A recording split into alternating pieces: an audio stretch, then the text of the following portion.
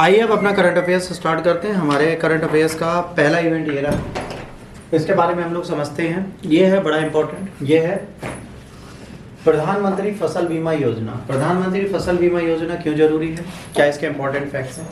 आपसे प्री में भी पूछे जा सकते हैं, मेंस में भी पूछे जा सकते हैं, और अगर आप कृषक परिवार से हैं तो आपको कृषि के बारे में जानकारी होनी चाहिए। जो प्रधानमंत्री फसल बीमा योजना है उसमें कुछ बदलाव किए गए हैं, है ना।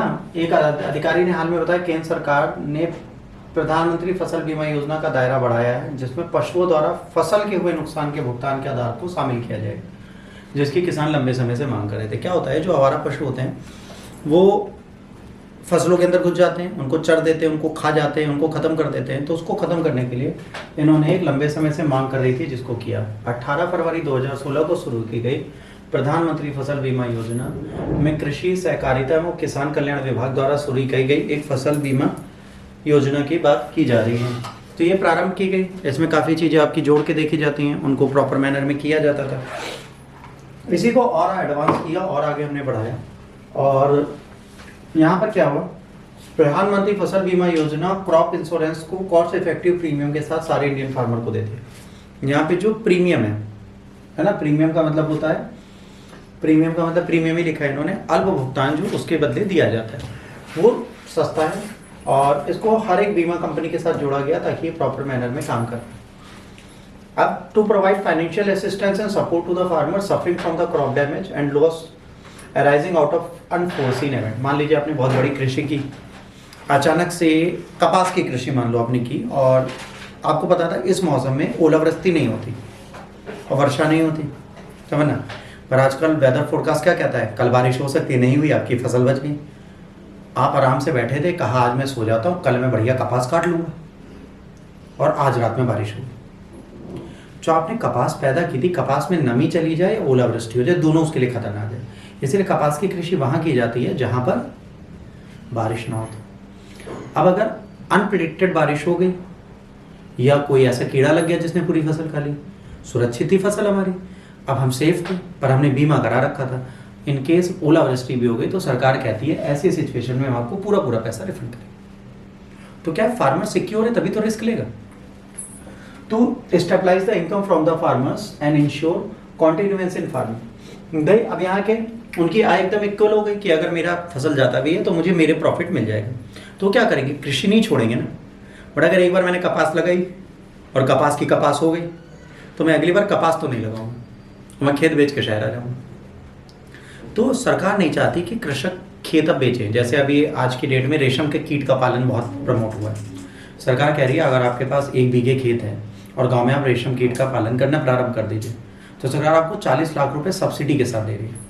मतलब 20 लाख रुपए सरकार चुका देगी, ब्याज नहीं ले रही, आपको सिखाएगी भी। आपके पास खेत है, आप कीट पालन करिए, आपको बहुत अच्छा पैसा मिलेगा। जैसे इनके गाँव में खेत इनके पास है, कीट पालन करें, सरकार फ्री में पैसा दे रही है।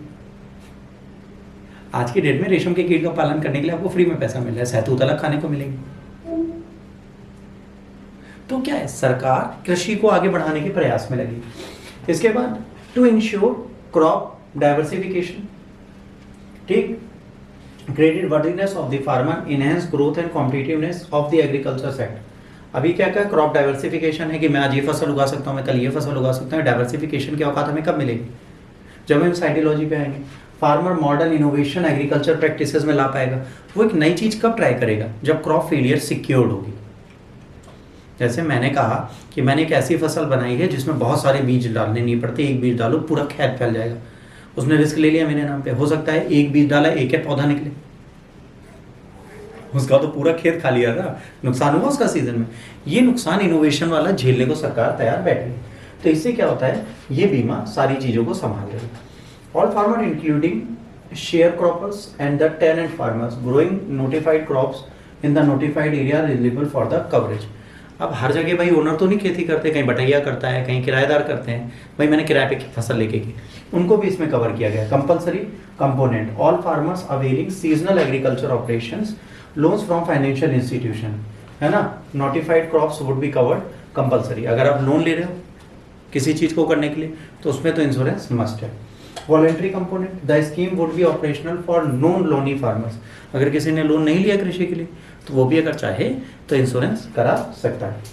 Farmer must have insurable interest in the insured crop, उनका इंटरेस्ट होना चाहिए, इच्छा होनी चाहिए। Farmer must possess a valid authenticated land ownership certificate या टेनेंट एग्रीमेंट, दो चीज़ होगी, या तो उनका ओनरशिप होगी कि ये उनकी खसरा खतौनी होगी, या किराए पे लिया होगा तो क्या एग्रीमेंट बनाया होगा, इनमें से कोई एक पेपर आपको लगाना पड़ेगा। Farmer must not have received compensation for the same crop loss any other medium और सोर्स, जो फसल अभी लॉस में आई है उसका भारत सरकार में या राज्य सरकार ने कभी उसका कोई भी मुआवजा ना दिया हो, कोई भी कंपनसेशन ना दिया हो, वो जरूरी होता है। ठीक है, कंपनसेट उनको ना किया गया। ये पूछा जाएगा एग्जाम में कि किस किस जगह पर इनको फसल प्रधानमंत्री फसल बीमा योजना का कंपनसेशन नहीं मिलेगा। ठीक है, इसके बाद farmer must not have received compensation, ठीक है, किसी भी मीडियम से। Special effort shall be made to ensure maximum coverage, अब इसमें स्पेशल एफर्ट है एसटी एससी वुमेन फार्मर्स को इसमें जोड़ने का। बजट एलोकेशन इसके लिए किया गया है ताकि उस लैंड को हम प्रॉपर मैनर में चला पाए।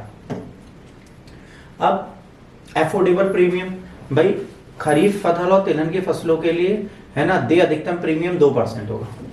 कितना? टोटल इंश्योरेंस का 2%। रबी और तिलहन का 1.5, वार्षिक बढ़ेगा जो बागवानी का 5%। अगर आपने 10 लाख लिया 10 लाख का 5% कितना होगा? 50,000 प्रीमियम होगा। 2% 20,000, ठीक है, 15,000। तो ये इंश्योरेंस प्रीमियम है जो आपको पे करना है, तो आपको 20 लाख सिक्योर, 10 लाख का तो 10 लाख सिक्योर, इतने % आपको देना पड़ेगा। शेष प्रीमियम सरकार द्वारा सब्सिडी दी। इसके बाद जितना प्रीमियम बचेगा वो सरकार सब्सिडी दे देगी। पूर्वोत्तर राज्य जम्मू कश्मीर हिमाचल प्रदेश का संपूर्ण प्रीमियम का भुगतान कौन करती है? राज्य सरकार। अगर आप इन राज्यों में रहते हैं, कहाँ, जम्मू कश्मीर हिमाचल प्रदेश में, तो आपका पूरा प्रीमियम सरकार भरेगी, आप बस फसल हो गई, आपको पैसे की चिंता नहीं करनी। इस योजना में प्राकृतिक आपदाएं, सूखा, बाढ़, कीटों और बीमारियों को शामिल किया गया। ओलावृष्टि और भूस्खलन जैसी स्थानीय जोखिमों के कारण फसल पश्चात होने वाले नुकसानों को भी शामिल किया गया। युद्ध, परमाणु जोखिम, दुर्भावनापूर्ण क्षति, रोके जा सकते जोखिमों के कारण अधिसूचित फसल बीमों की होने वाली हानि को इससे बाहर रखा गया। अब भाई युद्ध हो जाए, न्यूक्लियर रिस्क आ जाए और कोई जानबूझ के उसको खराब कर दिए, ये प्रीमियम में नहीं जुड़ा।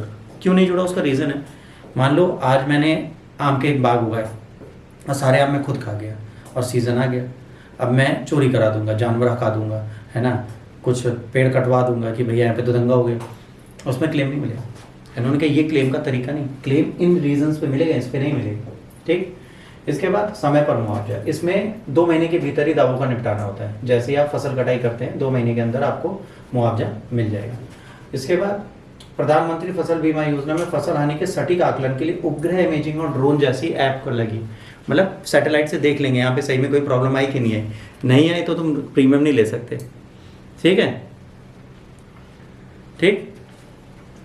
इसके बाद राष्ट्रीय फसल बीमा पोर्टल में किसान बीमाकर्ता बैंक के बीच निर्बाध संपर्क के लिए प्रक्रिया को डिजिटल बनाता है। यस टैग तकनीक आधारित उपज प्रणाली है, रिमोट सेंसिंग आधारित सटीक उपज अनुमान सुनिश्चित करता है, क्रॉपिंग के अवलोकन को करता है, तो बताता है कि भाई यहाँ पर कितनी फसल उगेगी, कितनी उग सकती है, क्या चांसेस हैं, इसमें क्या बेनिफिट हैं, क्या लॉसेज हैं, ये सारी पहले से प्रेडिक्ट हम लोग कर लेंगे।